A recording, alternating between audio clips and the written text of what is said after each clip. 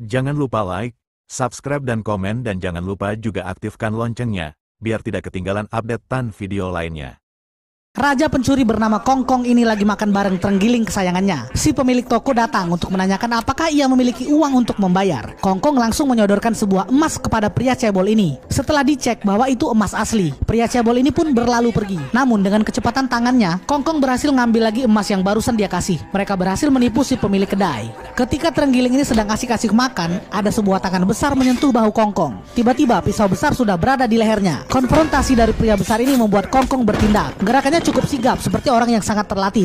Ia juga membuat terenggilingnya berubah menjadi senjata yang ia gunakan melawan para algojo ini. Ia bertarung sendirian melawan algojo yang terus bertambah. Pukulannya membuat salah satu algojo terpental. Lalu ia dikepung dengan jaring yang terbuat dari tali tambang. Ia mencoba kabur dengan trik andalannya, namun sebuah jaring besar menimpanya dari atas. Ia pun akhirnya tertangkap. Lalu ada sepatu emas berjalan ke arah Kongkong. Seorang wanita berpakaian serba emas muncul untuk memerintahkan anak buahnya mengeksekusi Kongkong. Lalu Kongkong mencoba bernegosiasi dengan wanita ini bahwa membunuhnya adalah tindakan yang sia-sia. Ia menawarkan diri untuk bekerja secara cuma-cuma kepada wanita ini. Dan ternyata kebetulan wanita ini juga memiliki sebuah rencana dengan Kongkong. Wanita ini membebaskan Kongkong, namun dengan catatan Kongkong harus membantunya untuk mencuri mutiara naga yang akan dipamerkan di istana kerajaan. Tanpa berlama-lama, saat malam tiba, Kongkong bersama terenggilingnya langsung bergerak. Di sini sedang diadakan pameran koleksi benda pusaka langka milik sang pangeran. Lalu sang pangeran muncul dalam keadaan mabuk bersama selirnya. Ia mengumumkan bahwa ia memiliki koleksi yang terbaru. Semua orang sangat bersemangat untuk melihatnya. Tirai dibuka, terlihat seekor anak naga yang terkurung di dalam cangkang kaca berisi air. Inilah yang menjadi target utama Kongkong di dalam rencananya. Ternyata yang mengincar pusaka di sini bukan hanya dirinya sendiri,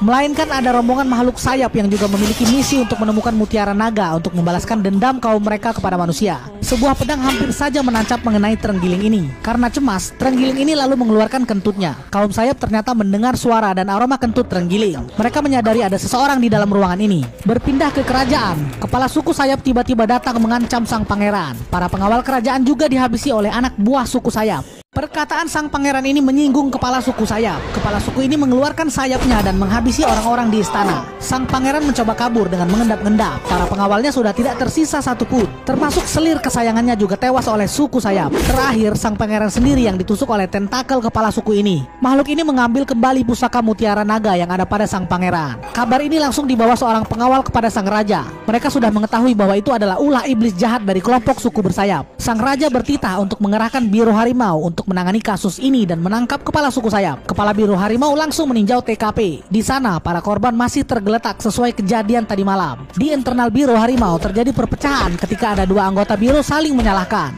Di tempat lain, Kongkong bersama terenggiling kesayangannya mencoba masuk ke sebuah tempat rahasia. Ia turun menggunakan tali, namun pegangan tangannya terlepas hingga membuatnya terjatuh ke dasar goa. Dengan kejeniusannya, Kongkong berhasil membuka pintu rahasia dari goa misterius ini. Pintu ini mengarah ke sebuah air terjun. Di sana banyak terdapat harta karun yang sangat berharga. Akan tetapi, tangan Kongkong tiba-tiba mengalami sebuah keanehan. Tangan Kongkong tiba-tiba mengalami keanehan. Muncul cahaya biru dari dalam telapak tangannya. Ia pun seperti tertarik ke arah air terjun. Di sana ia mendapati ada sebuah benda yang mengeluarkan cahaya biru seperti di tangannya. Anggota suku sayap juga telah berada di sana. Kongkong berusaha membuka benda ini, namun sekuat apapun pukulannya, benda ini tak bisa dibuka. Lalu ada musuh yang menyerangnya. Kongkong terpaksa menyerahkan benda ini kepada pria ini. Kongkong didesak dan ditanyain siapa saja yang mengetahui tentang kotak ini. Kongkong menjawab tidak ada yang mengetahuinya selain dirinya. Ia pun berbohong bahwa ia tak sengaja menemukan kotak ini di sini. Terenggiling ini berlari ke arah Kongkong. Disinilah ia mulai beraksi. Serangan panahnya berhasil digagalkan. Saat pria ini menyerang balik, datang seorang wanita yang menyelamatkan Kongkong. Paras wanita ini sangatlah cantik. Wanita ini berkata bahwa pria ini masih memiliki kesempatan untuk kembali menjadi orang baik. Namun ia malah semakin marah dengan mencoba menyerang Kongkong. Si wanita ini terus meladeni perlawanannya. Walaupun beberapa kali wanita ini terpental, terenggiling ini juga berusaha merebut kotak yang ada di tangannya. Wanita ini berusaha menghancurkan kotak pusaka ini. Namun kotak ini mengeluarkan gelombang yang sangat kuat dan terpental ke arah Kongkong. Ia berhasil mendapatkannya dan langsung kabur.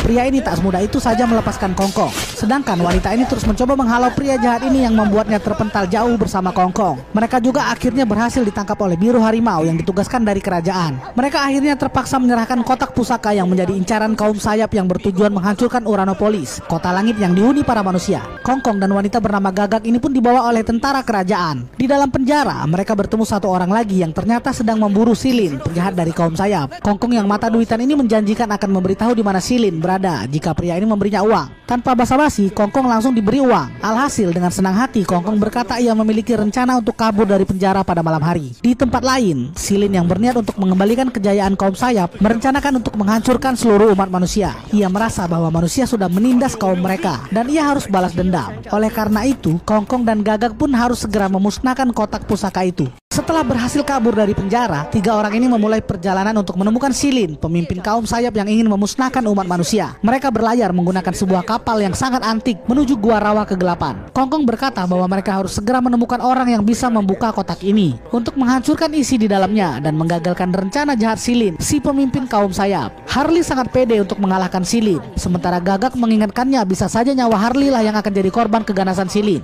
Sempat terjadi ketegangan di antara 2 orang ini sebelum akhirnya didinginkan oleh Kongkong. Kongkong berkata sebagai tim mereka harus kompak dan saling percaya. Beralih ke markas Silin, ia mengerahkan tawon pembawa berita untuk mencari keberadaan Gagak dan 2 temannya yang membawa kotak pusaka mutiara naga yang ia cari. Di kapal, Kongkong melempar kalung si Gagak dan membuatnya patah. Ketika Gagak ingin mengambilnya, ada gelombang yang sangat besar. Kalung itu ternyata terbuat dari debu bintang yang selama ini hilang. Debu bintang ini lalu masuk ke tubuh Gagak dan memberinya kekuatan. Ia tiba-tiba melayang di udara. Kongkong panik dan berusaha menahan tubuhnya kembali ke kapal. Ia terbawa melayang bersama si Gagak.